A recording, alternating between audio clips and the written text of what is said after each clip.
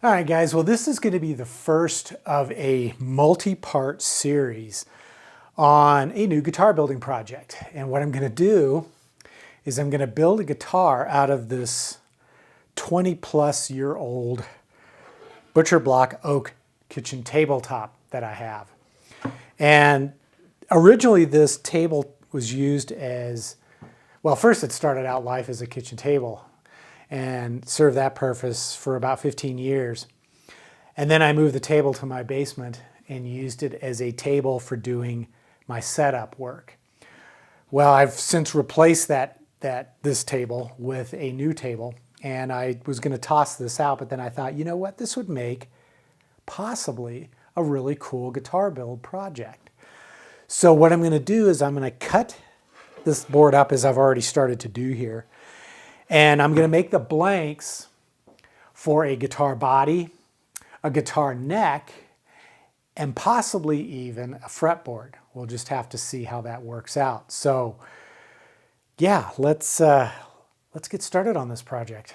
All right, so let me kind of explain what I've got going on here and what my plan of attack is. And bear in mind, I'm kind of winging it here, which is typically how I approach every guitar project. But what I've got is this tabletop, which is about 7/8 of an inch thick. And I cut this piece off of this end here. It's a butcher block configuration. All these pieces of white oak were glued together. And I think it'll make an interesting guitar body. So what I wanted to do is to make sure that I orient the grain so that the body is basically going to be, you know, sort of like this shape. So kind of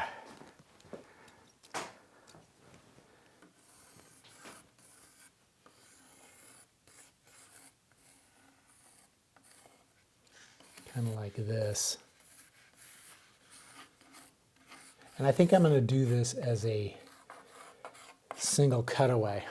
That way, because we're used to seeing grain in guitar bodies running this way. So it would be horizontal in its orientation. I think that makes the most sense. Now, of course, I can't make a guitar that's only an inch thick. That's not going to work. So what I'm going to do is I'm going to cut out from this piece here another identical size board, and that is going to be the top. So there'll be a top. It's actually not a full inch thick. It's about 7/8 of an inch thick. So if I make this the bottom and then glue a top onto it, it'll end up being around 1 3/4 inches thick, which is the ideal size for, or thickness for, your typical Telly style guitar body. The one issue though that came up right away as I was kind of playing around with this is that this wood is really heavy. And what that means is if I glue a top and a bottom halves together to make it 1 3/4 inches thick, this could be a really heavy body because it's oak. That's one of the reasons why guys don't use oak for guitar bodies. But since I have a bottom half and a top half, what I could do, since I'm going to be cutting this out on my CNC machine, is I could cut big, huge chambers to relieve some of that weight. And I'll cut those into both the bottom half and the top half. And then that way, when I glue the two together, you won't see the chambers, obviously. And hopefully that will reduce the weight to something a little more manageable. So we'll see how that goes. And the other thing is, and this was something that I had to think about right away, was when I glue those two pieces together, the gluing surfaces need to be absolutely flat. So typically what I would do is I would run a board like this through my planer and plane down that surface and get it absolutely flat, both the top piece, the gluing surface on the top piece, and the gluing surface on the bottom. The problem is my blanks are usually about 14, 15 inches wide from this end to this end. And my planer can only handle 13 inches. When I make a blank, I usually will feed a 7-inch wide or two 7-inch wide boards through the planer, then glue the two together. And unfortunately, to do that with this, I would have to rip this down the center, run the two halves individually through the planer to get them really flat, then glue them back together. I could do that. It wouldn't be that big of a deal to do it. But as I was checking this board is absolutely dead flat, or at least flat enough for me to glue up and clamp and not have to worry about gaps or anything like that. So I'm not going to bother with running it through the planer. I'm just going to slap these pieces onto the CNC machine, cut out the body halves, and then glue them together. Now, as far as the neck is concerned, with this big piece here, the grain is running this way. And from here to here, where this curve starts, if I cut away that curve, I have a length long enough to do a neck. So what I think I'm going to do is I'm going to cut several strips about 2¼ inches wide. And I'll probably do 3 or 4 of them because I should have enough. And then I'll glue those together like a laminated neck. So, or a laminated neck blank. So that will serve as my neck blank. And then I've got several pieces that I've already trimmed away here.